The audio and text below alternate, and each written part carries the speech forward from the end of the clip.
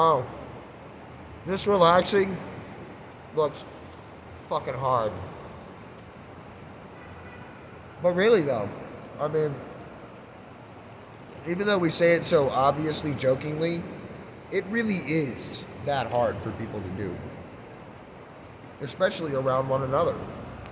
But if you're ever just like being 100% unashamedly yourself, it's going to become really naturally easy because whatever. Especially if you're not doing something for some kind of intention to gain something. I mean, if you're not worried about gaining anything, there's really just no reason to worry or losing something. I mean, what could you lose? Because you've already gained something that now can be lost. If you have gained, you will have loss. Another wisdom of the Tao.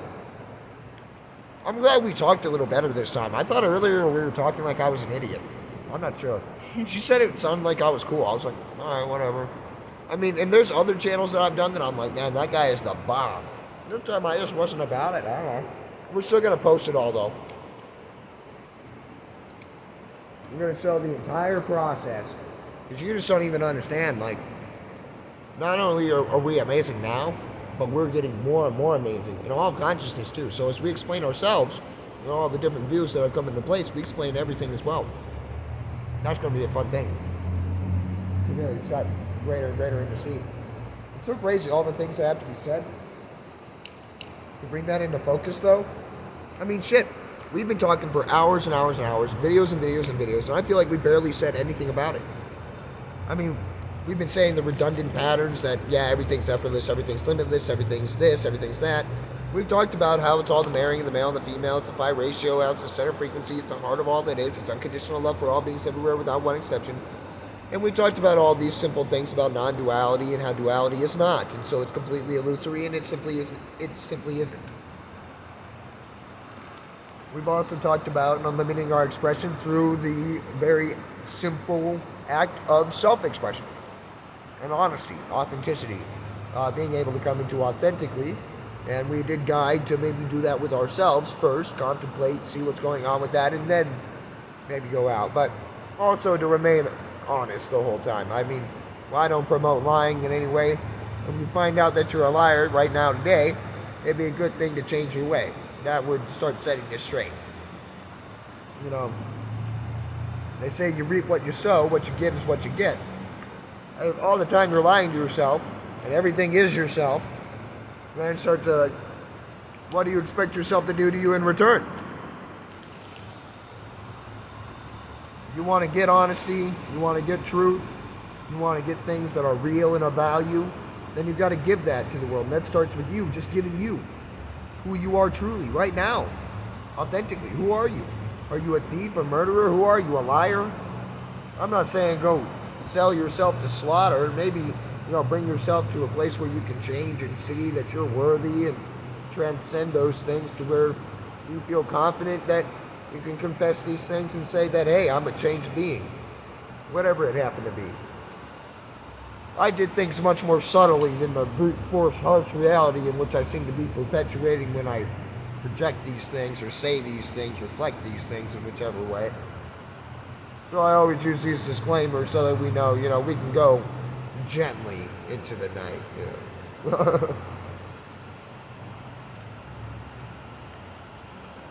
And medicine ceremony is one of the most gentle ways.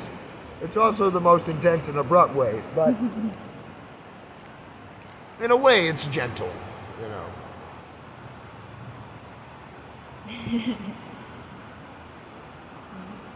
And does become quite enjoyable, especially if you love learning and growth.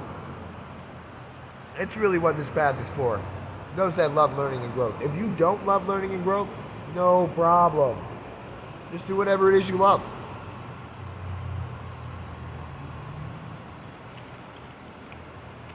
Simple. Real simple. Life is much more simple than we make it. But if we see that we're doing something incorrectly, meaning like we're intending to do something but the opposite is being created through that intention, it's probable that we don't want to do that thing anymore. So when you see somebody's ignorant in doing that, you can share your wisdom with them so they no longer do this. And if you're incapable, that's no big deal. It could be their fault, it could be your fault, it could be anybody's fault. But I just refine more and more in the intelligence and understanding that moves through me so that I can reach beings greater and greater and bring them to greater and greater states of authenticity, greater and greater states of being. Now, this doesn't work always for every being, but I become more efficient as I learn and experience. And either way, each one of the experiences is equal and comparably amazing in the same way to one another. They just are unique and different. And so some transmutations lead to different outcomes than others, and some outcomes can be preferred outcomes. And that preference could be something that could be let go of, because all of it is perfect, no matter how it is. It's all beautiful, it's all to be had gratitude. Reminds me of the Buddha, who was given poison soup, poison mushroom soup. And upon his deathbed, or just as he was dying from the mushroom soup, the last thing he told his disciples was, "Go thank that woman who gave me the soup." And he also kept teaching unto his death. His disciples were like, "Hey, man, do you want to just like chill out, relax? You've been poisoned." He's like, "No, I'll keep teaching." And so he kept teaching, and then finally, he told him, "Go thank the woman who gave me that soup. She set him free, And a beautiful teaching of gratitude for all things, even his death. Very beautiful.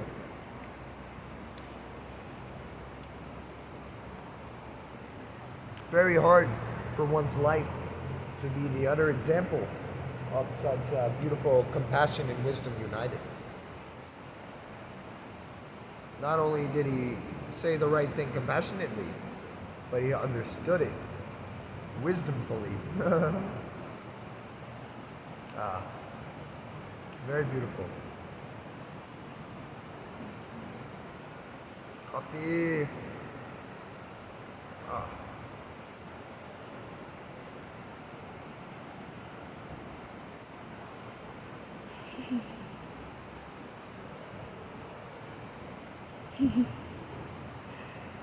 What?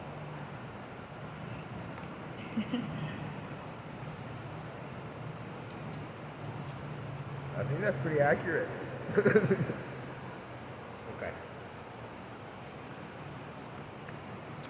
Do you have the lid for this?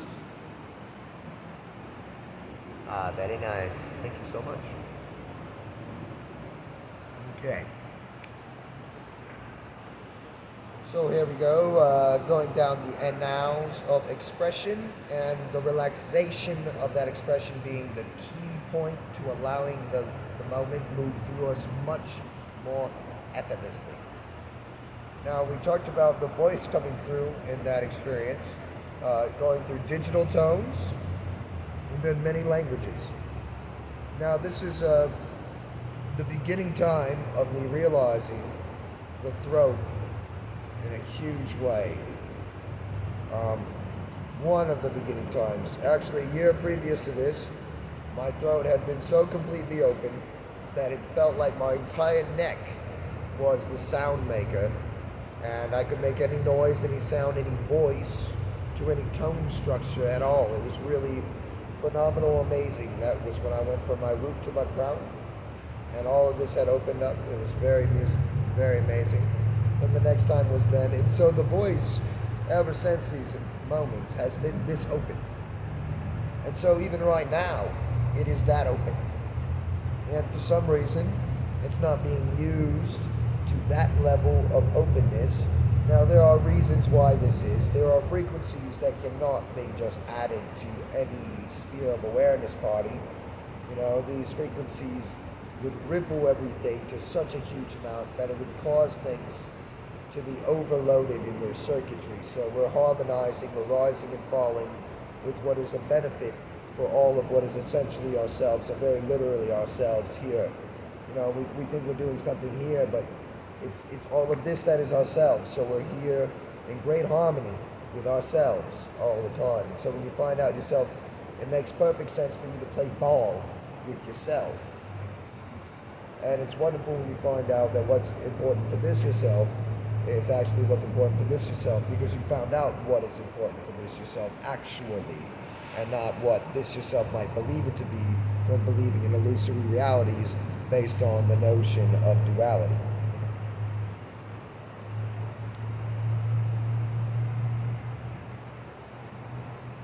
I really appreciate you being our videographer. You're just really amazing. Thank you so much for being here. This amazing chord structure, this day.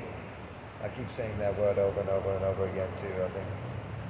I mean, it's wonderful chord shapes, chord structures. I relate all of reality to music in some way. I learned about chord shapes, which are like guitar chord shapes. And you move your hands to different shapes, and you can actually use that shape all up and down the neck, and it will make a sound. Maybe different tones and keys depending on where it is on the neck. So there's different chord shapes.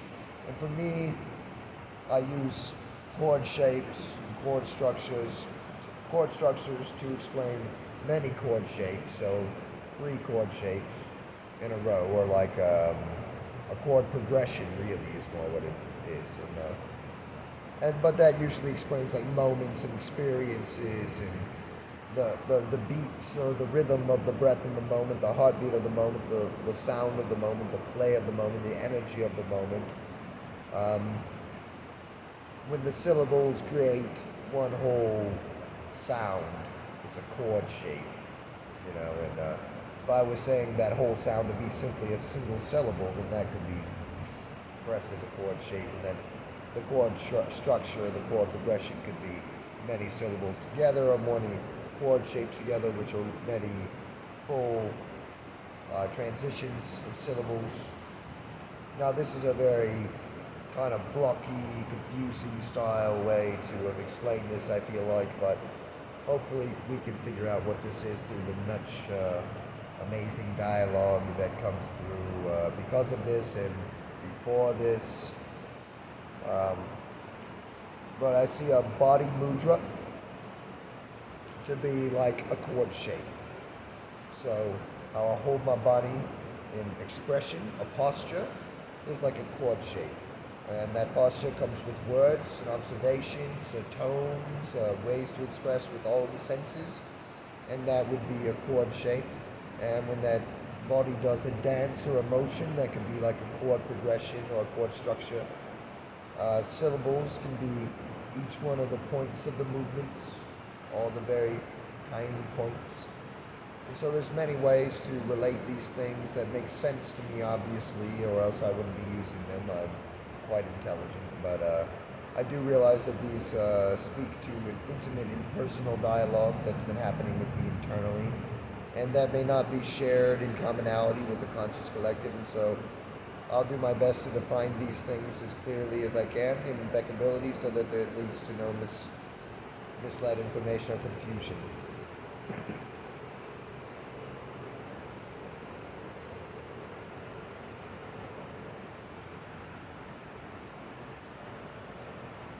Now, the softening of the gaze, which is taught within shamatha practice in Tibetan Buddhism, watching of the breath and observing of the breath, and then coming into maybe a 9-point posturing or something, and you're observing the inhale, the exhale, and the space in between the breath, and you're having open eye meditation, looking down at a 45-degree angle to a point in front of you, down the bridge of the nose is what they say. After having the back fully erect, it's a stack of coins, and crooking the head like the shape of a shepherd's crook or a shepherd's hook. And there's a way to tilt the head back and then lean it forward, and you'll feel something way back here, and it'll just be this little feeling in the back of the head that comes forward when you move your head to a certain point. When you feel that, your head's at the right angle, down the bridge of the nose at this point, and you just soften the gaze, meaning you look at this point, but you don't focus on this point. So you allow focus to leave its hardened gaze, its hardened direct line. You just allow it to focus and everything kind of blur in front of you. And this is shamatha practice in a way. So not the entire practice, but this is part of shamatha practice. There's the rising of bodhicitta and the dedicating of merit, along with many aspirational prayers and long life prayers from many lamas and rinpoches, passing down the teaching for the Buddhas and whatever else amazing protectors practices and other prayers like this go alongside it. Also, the taking of refuge in the three jewels, the Buddha, the Dharma, and the Sangha. So the Buddha you take refuge in, and the Dharma, the teachings, and then the Sangha, the the lineage, the group, your family, really all the beings in the world, every being entirely, without one exception, seen and unseen, known and unknown. And you take refuge in these three jewels, and I want to say the five paramitas, but you take refuge in the precepts and the many vows. And this practice is just the three jewels, and then the dedication or the rising of bodhicitta, and then the dedication of merit, and the long life prayer for your lama, perhaps, and whatever else. Anyways, this softening of the gaze is kind of a really amazing pointing at how to soften the gaze with your voice, with your breath, with many other angles of focus, not just with your sight, but with all of your body, like is expressed through Tai Chi or Qigong, Bagua, perhaps Aikido, or different forms of Kung Fu that are made to move with fluidity and the momentum of another being, using its energy against itself to move itself. I do prefer the Tai Chi style practices that would be moving beings to cause not harm to themselves or to the other being. This would be very beautiful, so in a way of self-defense for all beings entirely, even the attacker, moving into a place of realization and liberation, hopefully, if your realization is high enough during the enaction of this practice, spontaneously, whatever moment it may be brought to you in. And if it were brought to you, it'd be brought to you just because it was necessary. But usually, there's ways much more soft to transmute energy through the simple use of the voice. Again, the only transcendental chakra that through the use of it alone can transmute all of the energies of all the other chakra centers and transcend the chakra centers' blockages just through the use of it. And that again is through honesty and through integrity, through finally expressing that which blocked and suppressed the channel originally. And that is always because we were afraid to be ourselves, and ourselves actually always have words. I know we're wishing for silence, but words are always happening with all of our actions. You may not know that, but we go right arm punch. We do all these really funny, simple narratives that are just occurring the moment we label something with our mind upon looking at it. And you can release all the labels, and that's what Zen practice does. But eventually then, you release the releasing of the labels, realizing you've centered here on the now, and you allow yourself to be. Many stories leading with the practitioner getting up from the mat and never going back. We can learn from the wisdom of the others that have gone before us and not have to go through the same brutal fortress of understanding that they had to berate themselves through the discipline and the fixation of their own minds. But if that's what we need, that's a perfect route to no big deal, no judgment, no greater or lesser comparisons. But in this day and age, there are easy ways for us to come into what is truth here now today in a really amazingly effortless way through surrender to what is amazing, phenomenal, effortless divine consciousness and medicine ceremony to beings of vastly higher enlightenment and liberation to us that are equal to us and that are us. And the being that we can call to and surrender to is the heart of us all, the heart within ourselves, the very center of our frequency that has realized equanimity. And so we can pray in intention to this being within the realms of medicine ceremony and bring us to high places of dedication. And as I was saying before, the reason that we've only received glimpses is because our intention is selfish and only spans for the purpose of a moment or a lifetime, or even just a few lifetimes, when it could expand the momentum of eternity, but it would have to expand the momentum of eternity for the efficiency and utility to be a benefit for the entirety of everything, for all beings everywhere without one exception, if it wished to carry the momentum of full liberation from this point on forward.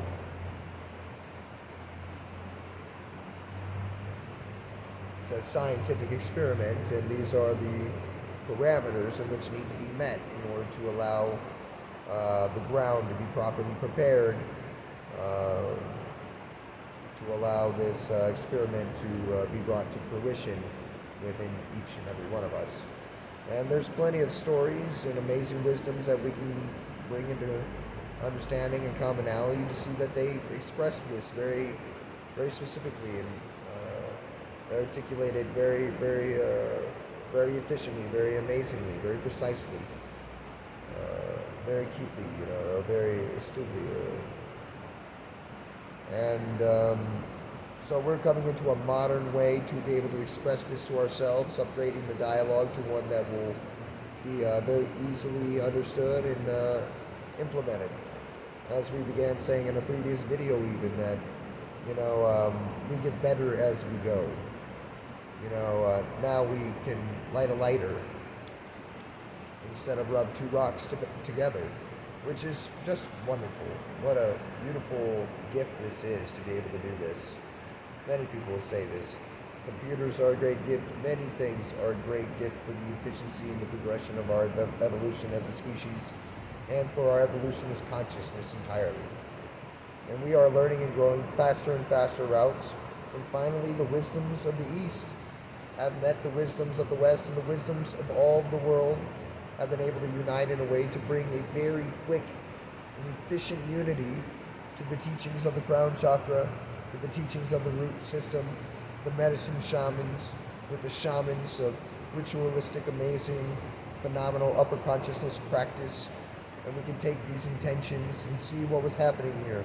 The shortcoming was only to survive their tribe, their culture, their identity. The shortcoming here was to not share their wisdom at all. But they knew equanimity, and they knew the route to reach some of the greatest steps in consciousness. But their intention would never align them with the truth of it, not in a way that would bring it to specificity like this.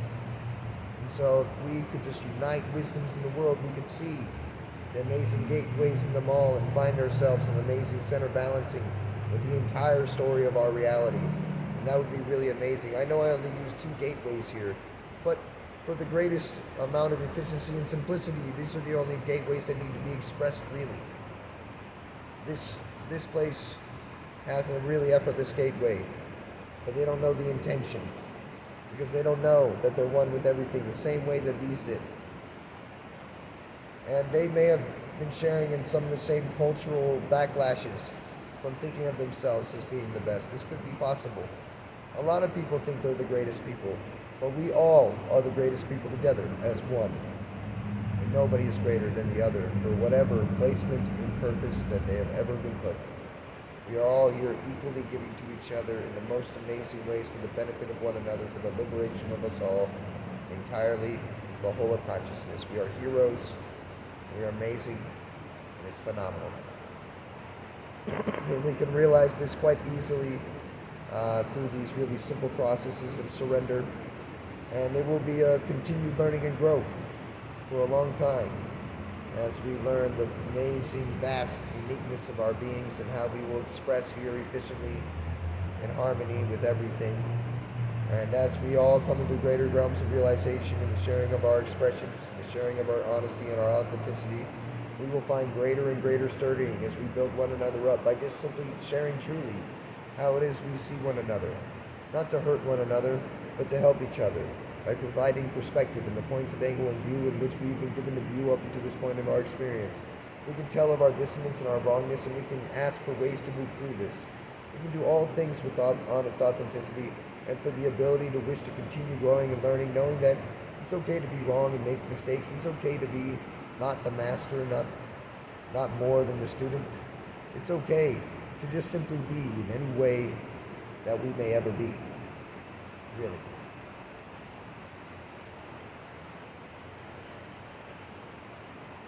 Man, this coffee is amazing. How phenomenal. Oh my goodness. Wow. Are you drinking your coffee, Ray? Mm-hmm. Oh my goodness. You're the greatest woman in all the world. Greatest being ever. She did that to me first. I do it to her all the time. We make all kinds of weird sexual jokes and funny things just said out of random nowheres. I don't know, you got to fill the space with something. That's what I was thinking. I was like, man, we just keep filling the space with the same looping rhyme. Do you love me more than I love you? That's what we kept saying. So it's like, well, we might as well channel and do something with our time that's productive, that's like super helpful. I always get worried because it's a channel, and like you never know what's going to be said. So it's like, I don't even know if anything has to be said. It's not like I see what's going to be said before it's said. We just start and hope that something cool comes out of it. And if it doesn't, then shit. Well, we're still going to post it because I'm all about authenticity and shaming myself into unlimited learning.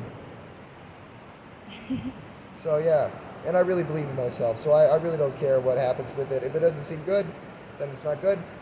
And it's just going to keep getting better and better and better and better and better. So I would like to see the whole process. And there's still that other channel that was like way not as good as this, and we'll be able to see how that was like not very long ago. And so we'll see the whole process of growth in giant ways. I'll come into greater ways to articulate how the softening of the gaze with the breath, the syllable structures that are happening, the following of the curvature of the moment. And I would really like to get more specific in the showing of what it is that's happening with this breathing. Really just showing how it's occurring. We're breathing very deeply into ourselves, so deep into our dantian. We're breathing very deep into our lower dantians as well.